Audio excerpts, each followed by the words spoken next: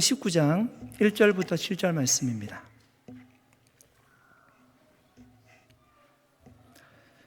사도행전 19장 1절부터 7절입니다. 제가 설교하려고 하면 항상 떨더라고요. 네. 그냥 이해하시고, 네. 제가 1절 말씀 먼저 읽겠습니다. 아볼로가 고린도에 있을 때에 바울이 윗지방으로 다녀 에베소에 와서 어떤 제자들을 만나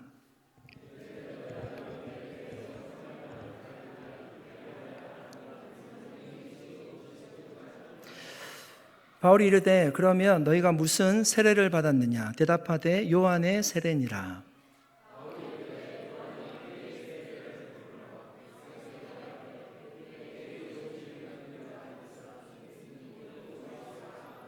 그들이 듣고 주 예수의 이름으로 세례를 받으니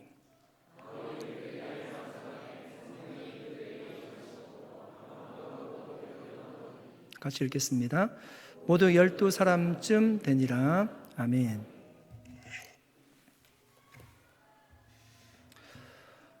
바울의 3차 전도 여행이 시작되었습니다.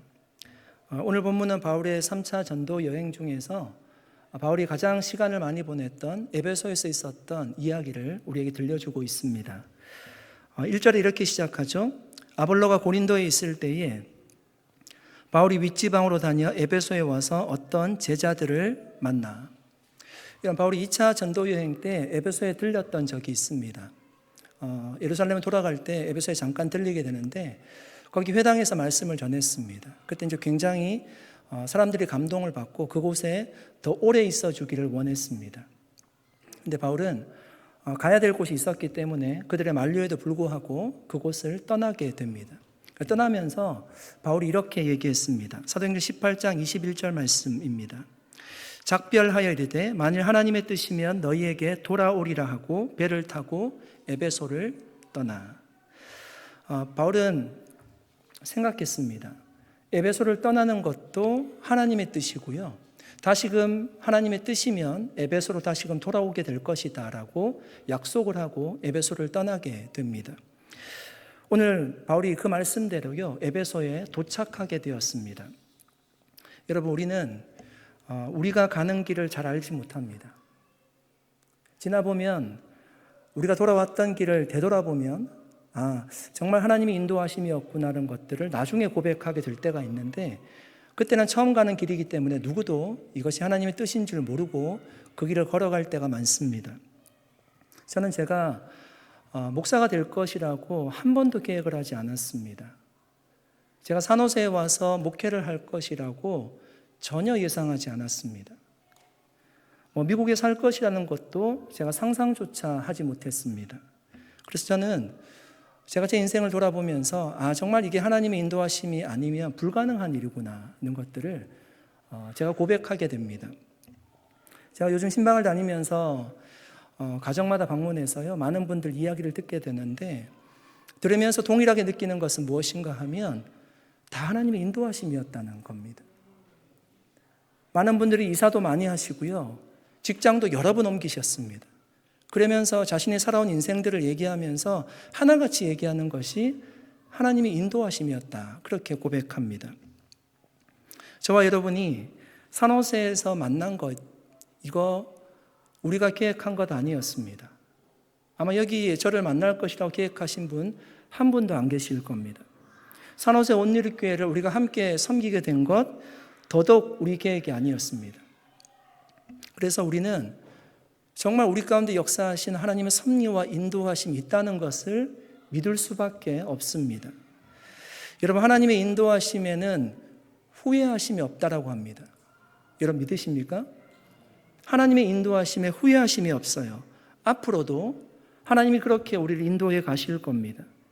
우리의 숙제는 무엇인가 하면요 바울이 에베소를 떠날 때 하나님의 뜻인 것을 알았고 다시금 돌아오게 될지라도 그것이 하나님의 뜻임을 알고 떠났다라고 하듯이 우리가 기억해야 될 것은 우리의 숙제는 하나님의 뜻을 알고 그 뜻대로 우리가 걸어가는 길입니다. 그 뜻을 쫓아 우리가 살아갈 때 하나님이 예비한 사람도 만나게 되고요 좋은 열매도 거두게 될 줄로 믿습니다. 이런 바울에게 좋은 열매는 무엇이었을까요? 그는 늘 하나님의 뜻을 쫓아 살았습니다. 바울에게 좋은 열매는 무엇이었을까요? 바울이 에베소에 왔을 때요, 어떤 제자들을 만나게 됩니다. 7절에 보니까 그 제자들이 한 12사람쯤 되었다라고 얘기합니다. 그들을 여러분 사도행전의 저자인 누가가 기록할 때는요, 그냥 일반 사람이라고 기록하지 않고 제자라는 표현을 썼습니다. 그러니까 그들은 예수 그리스도를 믿는 사람들이었을 것입니다. 그런데 바울이 볼 때는요, 예수님의 제자라고 하는데 뭔가 부족한 것이 보였습니다. 그래서 바울이 그들에게 질문합니다. 너희가 믿을 때에 성령을 받았느냐? 너희가 믿을 때에 성령을 받았느냐? 여기서 여러분 바울이 너희가 믿을 때라고 얘기하잖아요. 그때 믿는다라고 했을 때 무엇을 믿는 것을 얘기하는 것입니까? 예수님을 믿는 것을 얘기하는 것입니다. 그러니까 예수 그리스도를 믿을 때 너희가 성령을 지금 받았느냐라고 질문하고 있는 겁니다. 바울에게 질문을 받은 그들은요, 굉장히 당황스러워했습니다. 이 당황스러운 말투로 이렇게 대답합니다. 우리는 성령이 계심도 듣지 못하였노라. 우리가 성령이 계심을 듣지도 못했다는 것입니다. 여러분, 우리는 먼저 신학적으로 이 문제를 좀 생각해 볼 필요가 있습니다. 그들은 예수를 믿는 제자들이었어요. 그런데 성령을 알지 못했다, 한 번도 들어보지도 못했다라고 얘기합니다. 여러분, 이것이 가능한 일일까요? 내가 예수를 믿는데 성령을 알지도 못해요. 이것이 가능한 일일까요? 사도행전 2장 38절 말씀입니다. 베드로가 이르되 너희가 회개하여 각각 예수 그리스도의 이름으로 세례를 받고 죄사함을 받으라. 그리하면 성령의 선물을 받으리니. 여러분, 베드로는 설교할 때요, 예수를 믿는 것과 성령을 받는 것을요, 하나로 얘기했어요. 분리해서 얘기하지 않았습니다. 그러니까 예수 그리스도를 믿고 죄사함을 받으면 성령을 받는다는 겁니다. 그래서 이것을 우리가 성령 세례라고 부릅니다. 성령 세례는 여러분 우리의 영혼에서 일어나는 일이죠. 그래서 이것은 이렇게 우리 영혼에서 일어나기 때문에 우리가 이성적으로 감정적으로 느끼지 못할 수도 있습니다. 바울은 이런 베드로와 다른 견해를 지금 가지고 있기 때문에 예수를 믿는 사람들이 성령을 받지 못할 수도 있다는 전제하에서 성령을 받았느냐고 질문하고 있을까요? 믿는 사람들에게 믿는 사람들도 베드로와 견해와 바울이 다르기 때문에 성령을 지금 받았느냐 그렇게 질문하고 있을까요? 성령 충만한 바울이 보기에는 그들은 그리스도의 제자라고 하는데요, 아무런 힘이나 능력이 없어 보이는 겁니다. 그러니까 바울이 했던 너희가 믿을 때 성령을 받았느냐 이 질문은요, 성령의 임재에 대한 체험을 묻고 있는 거예요. 성령 체험을 했다라면 아무런 능력 없이 그렇게 무기력하게 살아갈 수 없다는 얘기입니다. 여러분, 사람들도 그런 질문을 할 때가 있습니다. 예수를 믿는다고 하면서요, 세상의 것을 다 하고 다 즐기고 다 누리고 사는 사람들에게 뭐라고 얘기하는가 하면, 야, 저 사람 정말 구원받았을까? 저 사람 정말 구원받았을까? 우리가 그렇게 생각할 때가 있습니다. 그 질문은 세상의 것을 다 하면 구원받지 못한다는 질문입니까? 아닙니다. 세상의 것을 다 해도요, 구원받을 수 있습니다. 왜냐하면 구원이라고 하는 것은 우리의 공로로 가는 것이 아니라 예수 그리스도를 믿을 때 구원을 받기 때문에 그렇습니다. 그런데 예수를 정말 잘 믿으면요, 세상의 것에 관심이 없어요. 그것에 마음을 두지 않게 돼요. 그래서 세상에 살아가는 사람들을 보고 예수를 믿는다라고 하면서 세상에 살아가는 사람들을 보고 그래서 우리가 질문하는 것입니다. 저 사람 정말 구원받았을까? 그러니까 바울이 너희가 믿을 때 성령을 받았느냐는 질문은 성령을 받지 못했다는 전제하에서 얘기하는 것이 아니라 성령을 받았는데 어떻게 그렇게 살 수 있느냐는 것입니다. 성령 체험을 정말 했느냐는 질문입니다. 복음서를 보면 여러분, 예수님의 제자들이 예수님에 대해서요, 알고 믿었던 것 같습니다. 그들은 고백해요. 주는 그리스도시요 살아계신 하나님의 아들이십니다라고 고백했습니다. 예수님과 다니면서요, 귀신을 쫓아내고 병자들을 치유하고 예수님이 무리를 걷고 5,000명을 먹이고 죽은 자를 살리고 다 보았습니다. 신적인 존재라는 것을 알았어요. 알고 믿었습니다. 그런데 그렇게 주님을 믿더라도 그들이 능력 있는 삶을 살기 위해서는 성령의 임재를 체험했어야만 했습니다. 오순절 성령 강림 후에 그들은 정말로 능력 있는 사도가 되었습니다. 사랑하는 여러분, 우리의 신앙은 어떻습니까? 이론 신앙입니까? 체험 신앙입니까? 여러분, 어떤 신앙을 가지고 계세요? 우리도 이론적으로 우리가 예수를 믿으면 성령을 받는다라고 알고 있습니다. 그런데 그것을 안다고 해서요, 우리가 능력 있는 삶을 살아가는 것은 아니에요. 에베소의 제자들이 그러했다는 것입니다. 성령을 받았느냐? 정말 성령을 받았다라면 어떻게 그렇게 살 수 있느냐? 능력 있는 삶을 살기 위해서는요, 이론을 넘어서 성령이 체험되어져야 한다는 것입니다.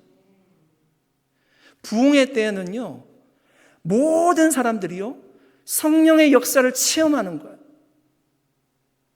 내 마음을 만지시는 성령의 역사를 체험하는 거예요.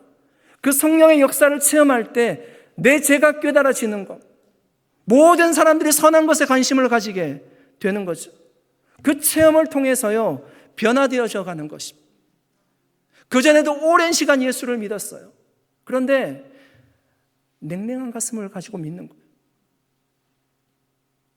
근데 성령을 체험하고 나면요, 가슴이 뜨거워지는 거예요. 정말 주님 앞에 내 인생을 드려도 아깝지 않을 만큼 내 신앙이 불타는 거죠. 사랑하는 여러분, 신앙은 도서관에서 책을 통해서 배우는 것이 아닙니다. 신앙은 체험적이어야만 합니다. 기도는 이론으로 배울 수 없습니다. 여기 중보기도학교 듣는 분들 계신데 다음 주 화요일 꼭 나오셔야 됩니다. 그래도 이론만으로는 안 된다는 거예요. 기도는 어디서 배우는가 하면 교회 현장에서 배우는 거예요. 옆에 있는 분들이 기도하는 목소리를 듣고 배우는 거예요. 여러분, 신학교에서 목회를 가르치지 않아요. 신학교에서는요, 신학을 가르칩니다.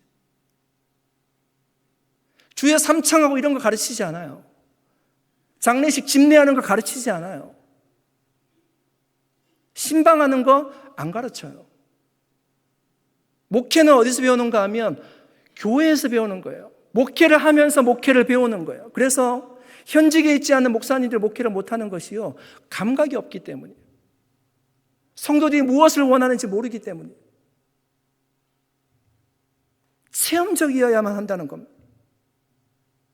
여러분, 우리가 예수를 믿고 구원받았다면 우리는 다 성령을 받았습니다. 아멘. 그런데 이것이요, 이론으로 남지 않고요, 체험이 되어야 된다. 성령의 역사를 경험해야 된다는 거예요. 그래야지만 우리의 신앙이 뜨거워질 수가 있어요. 주님의 일에요, 정말 내 생명을 드려도 아깝지 않을 만큼. 예전에는 몰랐어요. 막 직장 다 그냥 그만두고요, 하나님 앞에 올인해서 선교지로 나가는 분들의 그 마음을 이해하지 못했어요. 그런데 내가 성령 체험을 하고요, 내가 변화되면 왜 그렇게 살아가는구나, 그것이 깨달아지는 거죠. 내 생명을 드려도 아깝지 않게 되는 겁니다. 그런 성령의 역사를 우리가 다 경험할 수 있기를 축복합니다. 여러분, 주님은 사모하는 자에게 성령 체험을 주신다. 그런 은혜가 정말 우리 모두에게 부어지기를 축복합니다.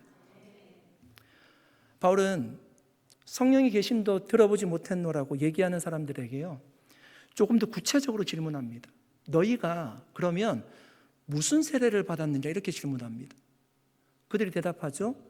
요한의 세례입니다, 이렇게 대답합니다. 여러분, 왜 그들은 요한의 세례밖에 몰랐을까요? 바울이 에베소에 오기 전에 이 에베소의 성경 교사로 있었던 인물이 있습니다. 우리가 살펴보았죠. 아볼로라는 인물입니다. 아볼로는 알렉산드리아 출신이고요. 성경에 능통한 자였습니다. 유대인 학자였습니다. 그러니까 성경에 대해서 그들은 굉장히 체계적으로 잘 배웠을 것입니다. 그런데 아볼로가 모르고 있었던 것이 있었어요. 예수의 세례에 대해서 몰랐습니다. 그러니까 그가 회당에서 말씀을 전할 때 그 현장에 브리스길라와 아굴라 부부가 있었잖아요. 그 얘기를 들어보니까 모르는 것 같아서요, 집으로 데리고 와서 잘 알려주었대요. 성경에 보니까. 그리고 나서 파송을 받고 고린도로 가지 않습니까? 아마 여기에서 바울을 만났던 제자들은요, 아볼로에게 아마 성경을 배웠던 사람들일 겁니다. 저는 이 말씀을 묵상하면서 말씀을 맡은 자가 얼마나 중요한지를 생각하게 되었습니다. 에베소에 사는 제자들이요, 여러분 처음부터 예수님의 세례에 대해서 알 수도 있었습니다. 어떻게 하면 알 수 있었을까요? 선생이 바뀌어야 되는 겁니다. 바울을 만났어야 되는 겁니다. 바울을 만나면 예수의 세례에 대해서 단번에 알 수 있었을 겁니다. 그런데 아볼로를 만났기 때문에 요한의 세례만 알았던 거죠. 그러니까 여러분, 말씀을 가르치는 자들의 직무가 얼마나 중요한지 모릅니다. 주일학교 때 선생님이 하는 말이 제 가슴 깊이 박혔습니다. 저는 수십 년 동안 그렇게 알고 있었습니다. 저는 동방박사가 세 사람인 줄 알았습니다. 선생님이 가르칠 때 동방박사가 세 사람이라고 얘기했고, 우리가 보는 모든 교재에는 동방박사가 세 사람이었습니다. 제가 기억하기는 우리가 작년에 크리스마스 발표회를 할 때 아마 동방박사가 3명이 나왔다라고 제가 기억하고 있습니다. 그리고 제가 사역할 때도 모든 영상에도 동방박사는 3사람이었습니다. 그런데 동방박사 3사람이었다는 얘기는 성경에 없습니다. 그러니까 예수님을 만나러 왔던 동방박사들이 3가지 예물을 가지고 왔습니다. 황금과 유향과 몰약을 가지고 왔지 동방박사가 3사람이라는 얘기는 없습니다. 오늘 아시게 된 분들도 아마 없지 않을까 싶습니다. 지금도 여러분 마찬가지죠. 제가 뭔가를 잘못 가르치고 전한다라면 여러분 그렇게 생각하게 될 것입니다. 그래서 말씀을 맡은 자는요, 정말 책임감을 가지고 이 말씀을 전해야 됩니다. 요한의 세례는 여러분 어떤 세례였습니까? 자신의 죄를 회개하는 세례였습니다. 메시아를 영접할 마음의 토양을 준비하는 세례였습니다. 그래서 세례 요한은 자신이 세례를 베풀면서도요, 내 뒤에 오시는 이를 기다리라고 얘기했어요. 내 뒤에 오시는 이가 불과 성령으로 너희에게 세례를 줄 것이니까 내 뒤에 오시는 이를 기대하라고 얘기했습니다. 누가복음 3장 16절입니다. 요한이 모든 사람에게 대답하여 이르되 나는 물로 너희에게 세례를 베풀거니와 나보다 능력이 많으신 이가 오시나니 나는 그의 신발끈을 풀기도 감당하지 못하겠노라. 그는 성령과 불로 너희에게 세례를 베푸실 것이요. 요한의 세례는 약속된 메시아를 내다보는 회개의 세례였고, 예수님의 세례는 예수님과 연합하는 세례였습니다. 십자가에서 성취하신 그 구원에 동참하는 세례였습니다. 지난주 부활주일에 세례식이 있었습니다. 정말 세례식을 집례하면서요, 너무너무 은혜로웠습니다. 많은 분들이 저에게 정말 세례식이 은혜로웠다고 말씀해 주셨습니다. 사실 요즘은요, 신앙생활을 처음 하는 분들을 만나기 굉장히 드문 시대입니다. 교회 많은 분들이 새가족들이 오셔도 이사 오셔서 한국에서 오셔서 또 여러 가지 사정상 이제 교회로 오시는 분들은 다 신앙생활 오래 하셨던 분들이고 다 세례 받으신 분들입니다. 그래서 세례식이 더 귀하게 여겨지는 것 같습니다. 저는 우리 산하서 온누리교회가 처음 믿음을 정말 시작하는 분들이 쉽게 찾을 수 있는 교회가 되었으면 좋겠습니다. 결국 여러분, 큰 하나님의 나라의 관점에서 한번 보십시오. 하나님의 나라의 관점에서 교회 성장이라고 하는 것, 하나님 나라의 성장이라고 하는 것은 결국 한 번도 예수 믿지 않는 사람들이 예수를 그리스도라고 고백하고 세례받게 되는 것이 정말 하나님 나라가 성장하는 것입니다. 그런 의미에서 처음 교회 다니시는 분들이 교회에 오셔서 믿음 생활을 한다는 것은 하나님이 가장 좋아하실 일입니다. 감사한 것은 작년과 올해 교회 등록하신 분들 중에 꽤 많은 분들이 처음 신앙생활 하시는 분들입니다. 그분들이 세례 받으시고요, 교회에서 섬기는 분들도 계세요. 그런 분들을 보면 정말 목회자로서 보람이 있고요, 정말 감사합니다. 앞으로도 정말 우리 교회가 불신자들이 신자가 되는 퍼센테이지가 가장 높은 교회가 되기를 축복합니다. 그러려면요, 우리가 좀 더 열려 있어야 됩니다.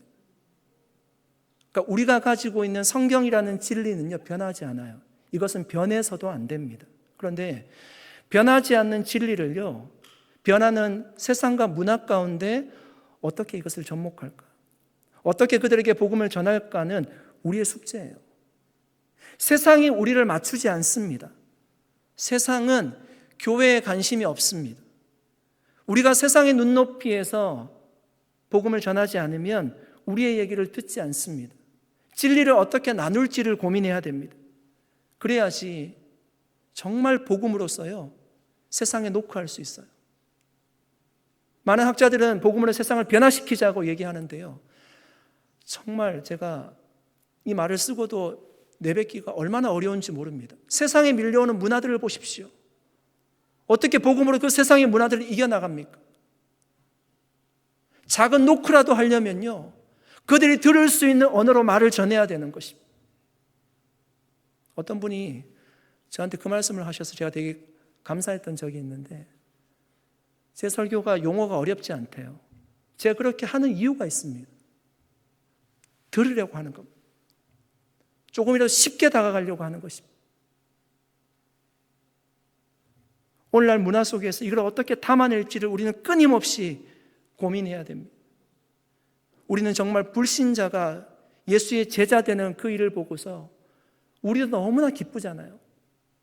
정말 산에서 온누리교회가 불신자가 제자 되고 불신자가 신자가 되는 그 사역, 정말 주님 오실 때까지 잘 감당할 수 있기를 축복합니다.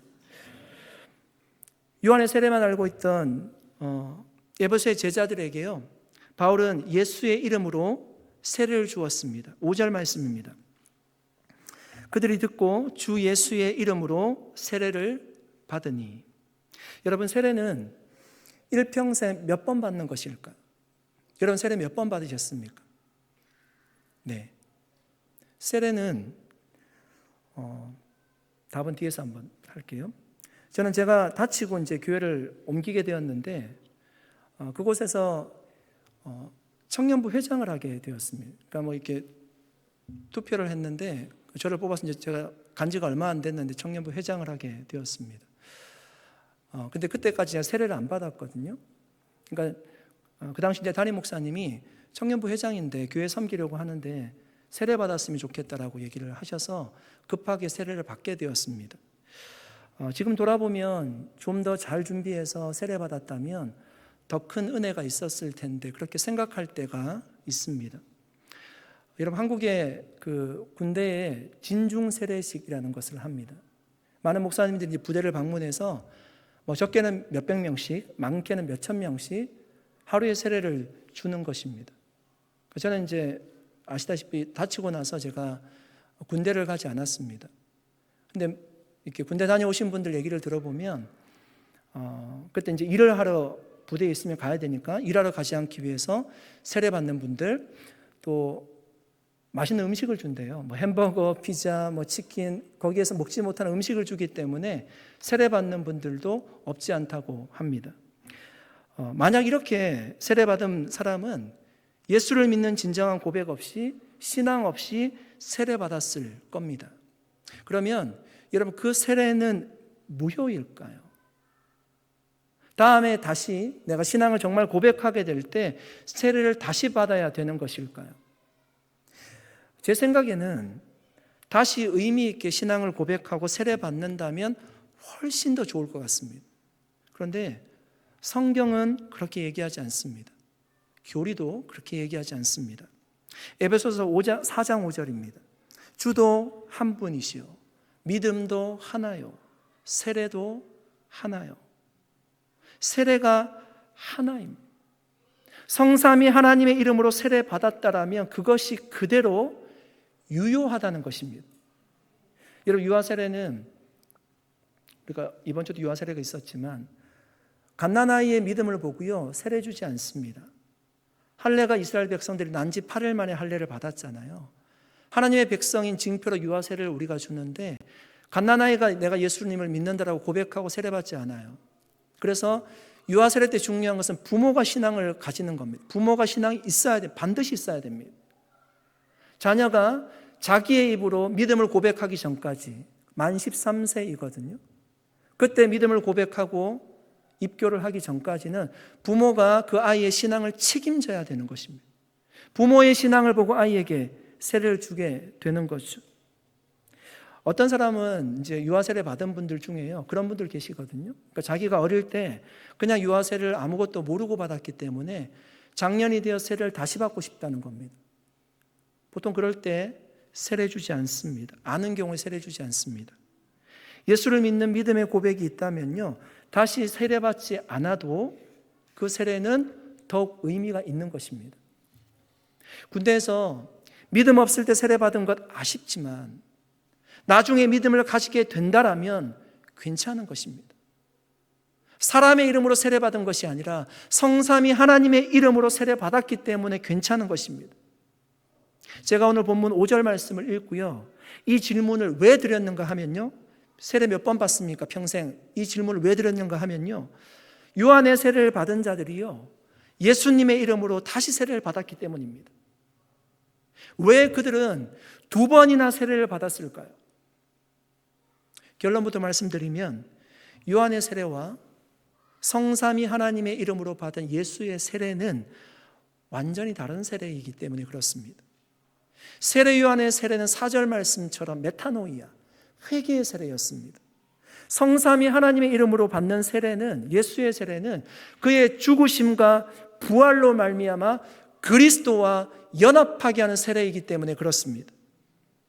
지금 바울과 얘기하고 있는 에베소의 제자들은요 성삼위 하나님의 이름으로 세례받은 것이 아니었어요. 그래서 예수의 이름으로 세례를 다시금 준 것입니다. 6절 말씀 읽어보겠습니다. 바울이 그들에게 안수하며 성령이 그들에게 임하심으로 방언도 하고 예언도 하니. 바울이 제자들에게 세례를 주고요 안수할 때 성령이 그들에게 임했습니다. 성령 체험이 없었던 그들에게 성령의 역사를 체험하게 하는 그런 일들이 일어났습니다. 세례받은 자들이요 방언도 하고 예언도 했습니다.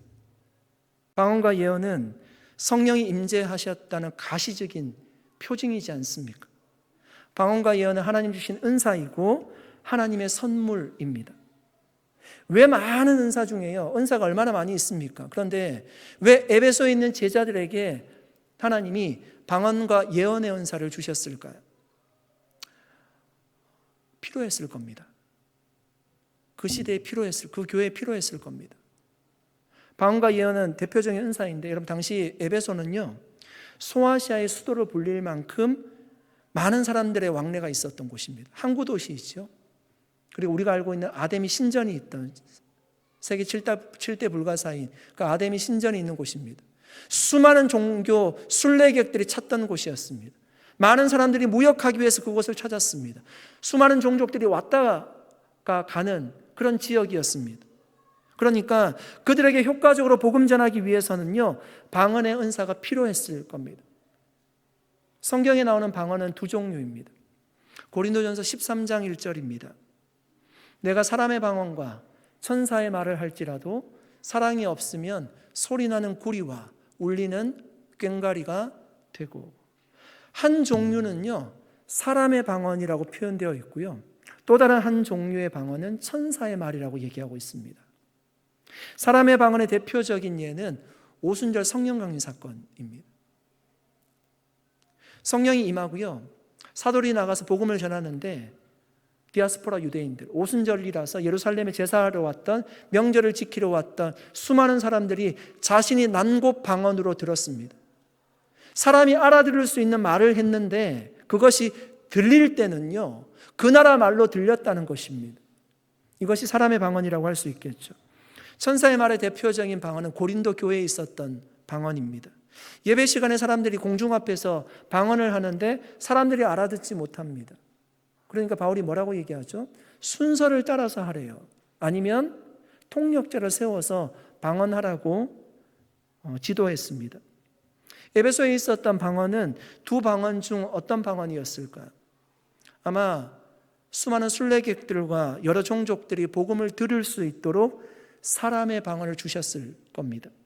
그들에게 복음을 전할 수 있는 하나님의 언어를 주셨다는 얘기입니다.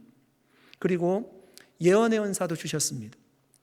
예언도 하나님의 말씀을 가르치는 은사이지 않습니까? 그러니까 복음을 전하는 수단으로 주어졌을 겁니다. 방언, 예언 모두 에베소에 찾아오는 사람들에게 복음을 전하기 위한 수단으로 하나님께서 주셨을 것입니다.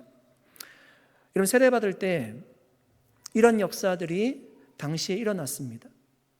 우리는 이런 특별한 사건들을요, 일반화시킬 수 없어요. 그러니까 늘 세례받을 때 그런 일이 있는 것은 아니라는 거죠. 물론 그런 일이 일어나지 말란 법은 없습니다. 그런데 그런 일이 일어나지 않았다라고 해서 내가 받은 세례가 잘못되었거나 아니면 의미 없거나 그렇게 해석해서는 안 됩니다. 이런 사건들은 하나님이 에베소 교회를 세울 때 특별히 역사하셨던 사건입니다. 요한의 세례가 아니라 성삼위 하나님의 이름으로 세례받는 것이 그만큼 중요하다는 메시지를 에베소 교회에 오늘날 우리에게 주시고자 한 하나님의 의도였을 것입니다. 한 목사님에게 어떤 분이 찾아왔습니다. 모 기독교 대학 교수가 되기 위해서 원서를 내야 되는데 세례 증명서가 필요하다는 것입니다. 목사님, 세례 증명서를 좀 끊어달라는 것입니다. 목사님이 물었습니다. 세례 받으셨습니까? 세례 안 받았습니다. 그러면 세례 증명서를 떼어드릴 수 없습니다. 그가 얘기합니다. 받은 걸로 해주시면 안 되겠습니까? 목사님이 안 됩니다 라고 거절했습니다. 사랑하는 여러분, 세례는 취업이나 임용서를 제출하려고 우리에게 필요한 것이 아닙니다. 예수 그리스도를 구주로 영접하고 고백한 그리스도인들이 세례받을 때요, 놀라운 은혜가 있기 때문에 하나님 거룩한 예식으로 지키라고 말씀하신 겁니다. 주님이 우리에게 두 가지 지키라고 얘기했습니다. 거룩한 예식을. 하나는 성찬이고요, 하나는 세례입니다. 정확한 용어는요, 기념하라는 의미가요, 재현하라는 의미입니다. 예수님이 그 당시 6월절에 마지막 제자들과 함께 식사를 하듯이, 성만찬을 하듯이 그때를 기억하면서요, 재현하라는 것입니다. 그것이 우리에게 은혜가 있기 때문입니다. 잘 준비된 세례식에는 하나님의 특별한 은혜가 있습니다. 주님 오실 때까지 세례와 성찬은 우리가 잘 지켜야 될 거룩한 예식입니다. 그래서 성례라고 하는 것입니다. 성례는 은혜의 수단입니다. 우리 산호서 온누리교회가 여러분 정말 주님이 지키라고 한 말씀, 이 거룩한 예식을 끝까지 주님 오실 때까지 잘 지켜나갈 수 있기를 축복합니다. 믿음으로 정말 그리스도를 나의 구주로 고백하고 세례를 통해서 특별히 은혜가 부어지는 일들이 많이 있기를 축복합니다. 정말 우리 교회에 문을 두드리고자 하는 사람들이 쉽게 교회에 오고 복음을 듣고 그리스도를 고백하고 정말 예수님이 나의 구주로 고백하고 내가 주님 없이는 살지 못한다라고 고백하고 내 인생 하나님 앞에 맡기겠다라고 고백하고 그런 일들이 우리 교회 가운데 충만하게 일어나기를 축복합니다.